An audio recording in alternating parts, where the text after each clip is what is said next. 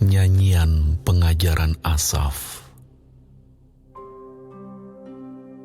Pasanglah telinga untuk pengajaranku, hai bangsaku. Sendingkanlah telingamu kepada ucapan mulutku. Aku mau membuka mulut mengatakan amsal. Aku mau mengucapkan teka-teki dari zaman purbakala. Yang telah kami dengar dan kami ketahui, dan yang diceritakan kepada kami oleh nenek moyang kami. Kami tidak hendak sembunyikan kepada anak-anak mereka, tetapi kami akan ceritakan kepada angkatan yang kemudian. Puji-pujian kepada Tuhan dan kekuatannya dan perbuatan-perbuatan ajaib yang telah dilakukannya. Telah ditetapkannya peringatan di Yakub, dan hukum Taurat diberinya di Israel.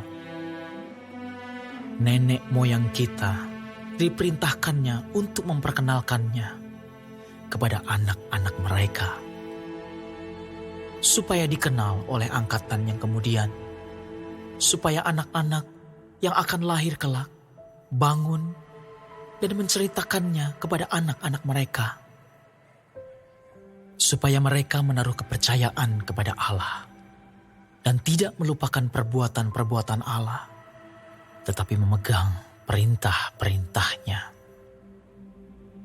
Dan jangan seperti nenek moyang mereka, angkatan pendurhaka dan pemberontak, angkatan yang tidak tetap hatinya dan tidak setia jiwanya kepada Allah.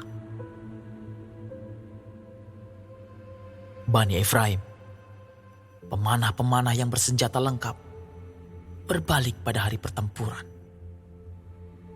Mereka tidak berpegang pada perjanjian Allah dan enggan hidup menurut Tauratnya. Mereka melupakan pekerjaan-pekerjaannya dan perbuatan-perbuatannya yang ajaib yang telah diperlihatkannya kepada mereka. Di hadapan nenek moyang mereka, dilakukannya keajaiban-keajaiban. Di tanah Mesir, di padang Zoan, dibelahnya laut, diseberangkannya mereka, didirikannya air sebagai bendungan. Dituntunnya mereka dengan awan pada waktu siang dan semalam suntuk dengan terang api. Dibelahnya gunung batu di padang gurun. Diberinya mereka minum banyak air seperti dari samudera raya. Dibuatnya aliran air keluar dari bukit batu dan dibuatnya air turun seperti sungai. Tetapi mereka terus berbuat dosa terhadap Dia dengan memberontak terhadap Yang Maha Tinggi di padang kering. Mereka mencobai Allah dalam hati mereka dengan meminta makanan menuruti nafsu mereka. Mereka berkata terhadap Allah, "Sanggupkah Allah menyajikan hidangan di padang gurun? Memang Ia memukul gunung batu, sehingga terpancar air dan membanjir sungai-sungai. Tetapi sanggupkah Ia memberikan roti juga? Atau menyediakan daging bagi umatnya?" Sebab itu, ketika mendengar hal itu, Tuhan gemas. Api menyala menimpa Yakub, bahkan murka bergejolak menimpa Israel. Sebab mereka tidak percaya kepada Allah dan tidak yakin akan keselamatan daripadanya. Maka Ia memerintahkan awan-awan dari atas, membuka pintu-pintu langit, menurunkan kepada mereka hujan mana untuk dimakan, dan memberikan kepada mereka gandum dari langit. Setiap orang telah makan roti malaikat. Ia mengirimkan perbekalan kepada mereka berlimpah-limpah. Ia telah mengembuskan angin timur di langit dan menggiring angin selatan dengan kekuatannya. Ia menurunkan kepada mereka hujan daging seperti debu banyaknya dan hujan burung-burung bersayap seperti pasir laut. Ia menjatuhkannya ke tengah perkemahan mereka, sekeliling tempat kediaman itu. Mereka makan dan menjadi sangat kenyang. Ia memberikan kepada mereka apa yang mereka inginkan. Mereka belum merasa puas, sedang makanan masih ada di mulut mereka. Maka bangkitlah murka Allah terhadap mereka. Ia membunuh gembong-gembong mereka dan menewaskan teruna-teruna Israel. Sekalipun demikian, mereka masih saja berbuat dosa dan tidak percaya kepada perbuatan-perbuatannya yang ajaib. Sebab itu, ia membuat hari-hari mereka habis dalam kesia-siaan dan tahun-tahun mereka dalam kekejutan. Apabila ia membunuh mereka, maka mereka mencari dia. Mereka berbalik dan mengingini Allah. Mereka teringat bahwa Allah adalah gunung batu mereka dan bahwa Allah yang Maha Tinggi adalah penebus mereka. Tetapi mereka memperdaya dia dengan mulut mereka dan dengan lidahnya mereka membohongi dia. Hati mereka tidak tetap pada dia dan mereka tidak setia pada perjanjiannya. Tetapi ia bersifat penyayang. Ia mengampuni kesalahan mereka dan tidak memusnahkan mereka.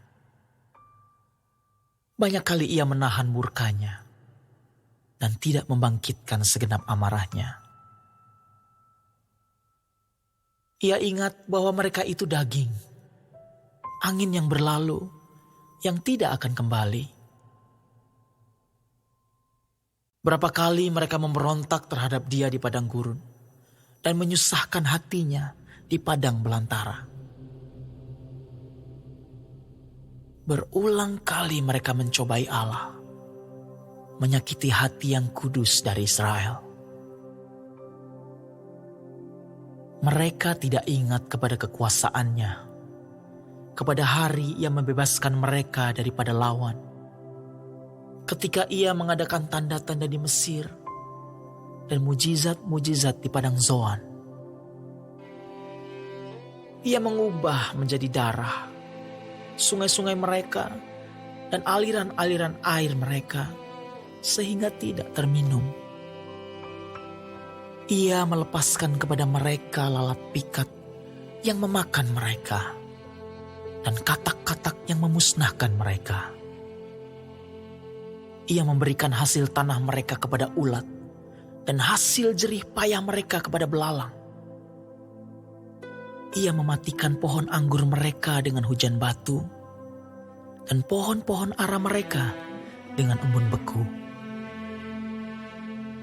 Ia membiarkan kawanan binatang mereka ditimpa hujan es dan ternak mereka disambar halilintar.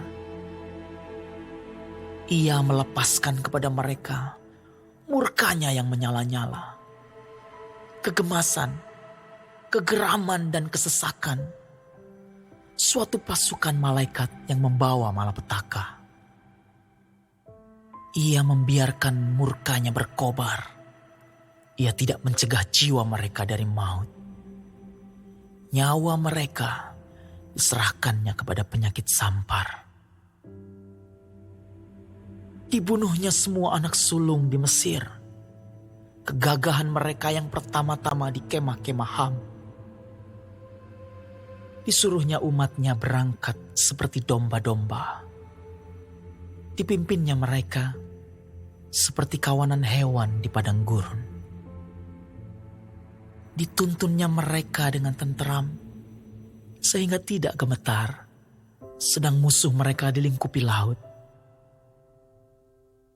Dibawanya mereka ke tanahnya yang kudus, yakni pegunungan ini, yang diperoleh tangan kanannya.